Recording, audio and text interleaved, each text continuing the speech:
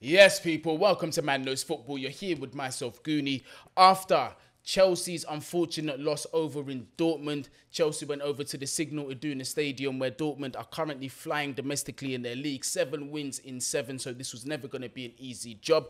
Borussia Dortmund came away today with the 1-0 win, unfortunately. But yeah, there's a few things that I'm going to get into before we start this video. The first one is obviously my preview that got taken down. That is because of the lineup graphics that I used. They were basically a mirror copy of what they used in the Champions League, but I used it to put out my predicted lineup and the lineup that I wanted to see. Unfortunately, that was flagged. That was deemed enough as a copyright violation to YouTube. To me, it's ridiculous. It's fair use. It's analysis. I don't know what's happening with YouTube, man, but they definitely need to fix that up. So that was the situation with the preview, but we are back with the post-match. That was never going to stop me from continuing making videos. So here we are, people. But before we get into the content, please make sure you do these things. We're still on that road to 20k. Smash that subscribe button. Thoughts down there in the comments. Thumbs up as well. Get us up in that algorithm. If you want to support the channel even further, there's that thanks button. There's that join button. You lot know what to do. Everything is greatly appreciated. Thank you very much. We're going to get into today's game. Chelsea went over to Dortmund, the Signal Iduna Park, where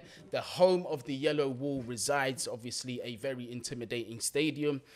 But you know what? Going into this game, I saw a lot of positives, and I'm tired of saying this. Yes, we are desperate for a win. Yes, we have a very frustrated, divided fan base. Some want the manager in, some want the manager out. So it's on that basis where I'm going to open up the video starting talking about Graham Potter. Because for me, I feel that there's a lot of unfair criticism going towards Graham Potter because of this result. But I am going to stand up for the manager because I do think it's fair in this situation. So we had several opportunities to win this game. Joao Felix with 2 opportunities. He should have at least put one of them away. In my opinion, with his quality, put both of them away. Then there was also a goal that was cleared off the line. In my opinion, that's nothing that a manager can do. Chances were created. We did, and the clear-cut chances were created. It's up to the players to put it away. We've said the same thing about Thomas Tuchel. We've said the same thing now about Potter. Lampard, honestly, the finishing at Chelsea has been shocking for seasons now. This is absolutely nothing new. So for me, I felt that the Gaffer's approach today was correct. Dortmund, as we know, they are a very attacking team with that 4-1-4-1 formation with a lightning quick front line. So we can't just be going there the whole 90 minutes and trying to play a high line because that's going to spell trouble. Well, it did spell trouble for us when we did that, clearly.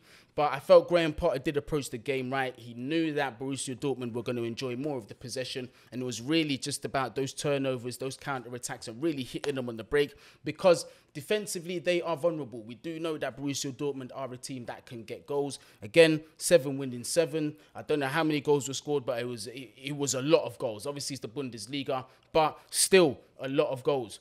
But so we had to be wary of that, and I felt that we took care of business pretty well. We're pretty solid at the back. Thiago Silva today was brilliant. Koulibaly, I don't think really put a foot in wrong. Do you know what I mean? So fair play to Koulibaly after that layoff that he's had in this team. He hasn't been on the best form, but came back today. Very positive performance in my honest opinion. Kepa, big up yourself. Some great saves that he made today. Continuing on with this good form that he's been on. Ben Chilwell. Although there was one moment where he was sold so easily by Julian Brandt. I was like, listen, man, if he's selling you that, I've got an igloo to sell you over in East Africa. Yeah, because that one was too easy. But outside of that, for me, I thought Chilwell done well. Obviously, he stayed down for a little bit. I was a little concerned. Chilwell has been fighting injury problems. But he was substituted off. We need to hear the news about Ben Chilwell. Hopefully he's okay.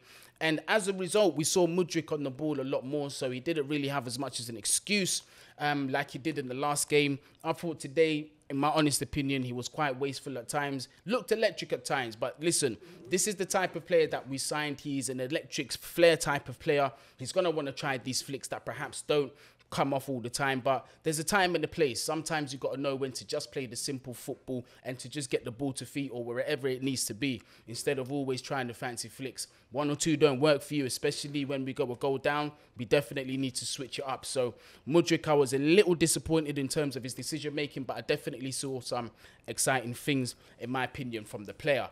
The midfield, the selection for me was, I understand it. The Enzo-Ruben Loftus-Cheek pairing, it did work relatively well in the last game.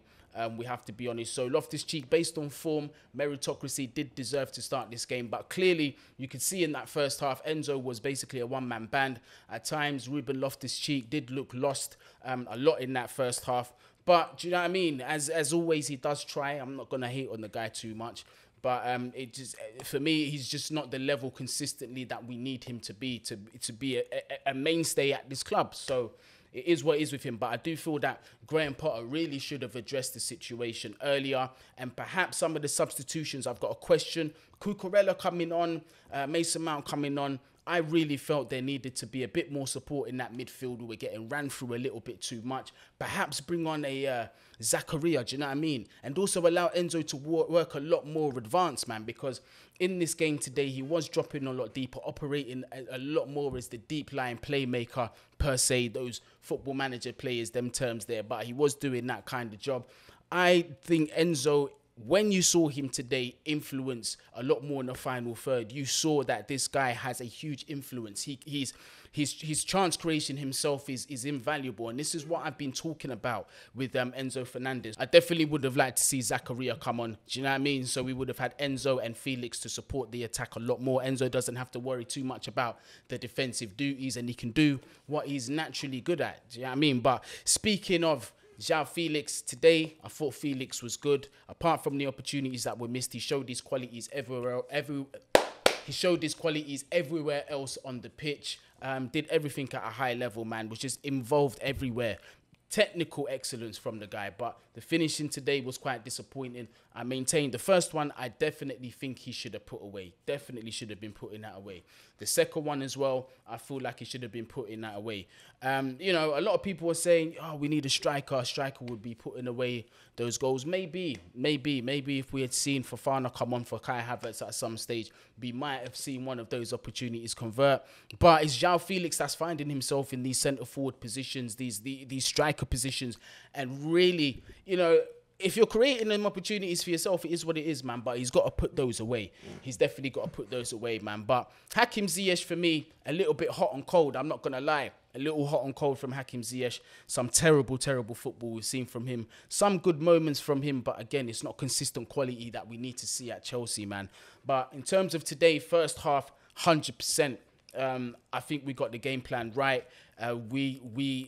It was a lot more containing, you know, making sure we went into the second half unscathed, where we definitely were going to elevate the risk factor a little bit. We saw that as soon as that whistle went, Chelsea immediately playing that higher line, engaging Borussia Dortmund, pressing them a lot more, trying to win the ball off them and create opportunities, turnovers, win free kicks, etc., etc. Really tried to threaten Dortmund, and we did that. We did that very well. But once again, we just weren't taking our opportunities. Good balls were going into the box. Great saves from, you know, Gregos Kobel. That's a goalkeeper I've been talking about, guys, for months now. I've been saying Chelsea need to look at this guy. He is a top quality goalkeeper. But Borussia Dortmund, you know how they are in terms of sales. If they sell a Jude Bellingham this summer, they're not going to sell another player. That's just their policy. It's like a one-in, one-out thing over there. So they're not really on selling too many stars at once. But that's definitely one to keep an eye on in the future. Gregos Kobel, as you saw today, some good saves, some really good saves from him. His distribution as well was decent. But I was relatively happy, man. Chelsea, we had to take that risk. 0-0 unscathed in that first half. Definitely go into that second leg with a goal cushion and away goal. Yes, they don't count as double as they did before, but still, to get a result over at Dortmund would have been a massive confidence boost. Something that I did say in my preview, man. A win today would have been redemption. Another good positive, well, a good positive start to go into maybe a decent run of wins in games. But I definitely saw some positives today. Please, Chelsea, we've got to get our shooting boots back on, man.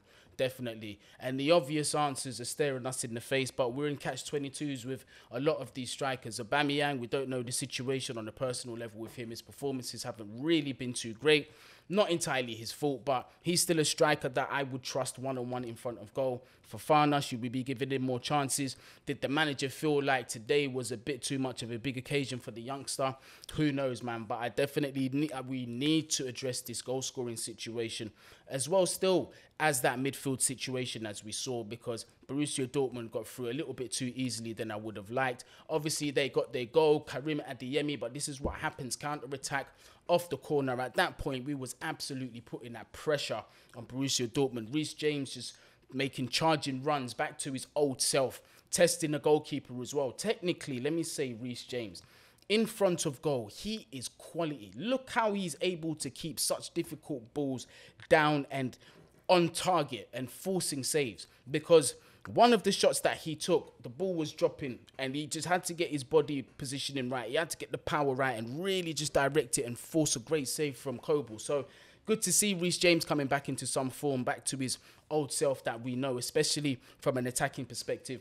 But in situations like corners, when you're really trying to go for goal, when you've got a counter-attacking team as electric as Borussia Dortmund, you're going to leak chances. And unfortunately, it fell to the right player for Dortmund, and the wrong player was at the back for us.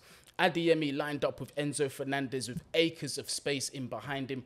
Adeyemi had to pick off so many different options on how to go past this guy. If he had literally just knocked the ball about 6-7 yards ahead, he definitely would have got there. Would have been 1-on-1 with Kepa.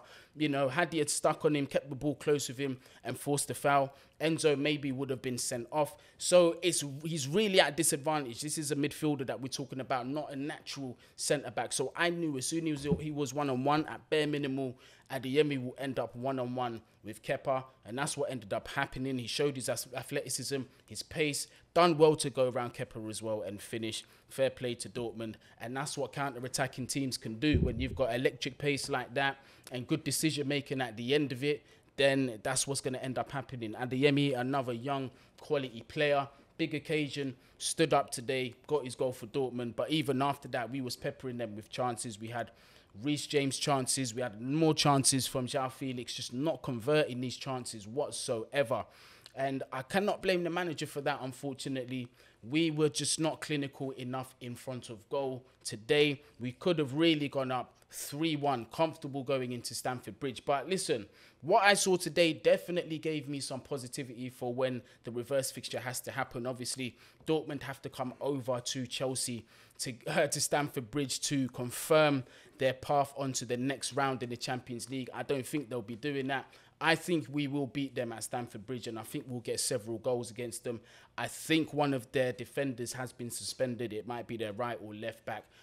So, yeah, they have been weakened in that sense. But for them, they might have Moukoko back. He'll prove to be another difficult challenge to be facing. But I think we should have it. We definitely should have it. We're going to need more than one goal. We're going to need to at least keep a clean sheet. Do you know what I mean? So, clean sheet, I feel we can do. But in terms of converting chances, we've got to get it right this time at Stamford Bridge. I don't want us to be going out so soon. Again, that is our final chance. This is our final competition that we're in. We don't want to go out of this without a fight. We don't want to feel disappointed and like we should have gone through to the next round. So listen, man, I know we need a win, but let's be objective about our criticism about the manager. He done all he could do today. I thought he'd done well. The substitutions for me, Mason Mount coming on, Cucurella coming on, obviously Chilwell coming off and Mudryk coming off.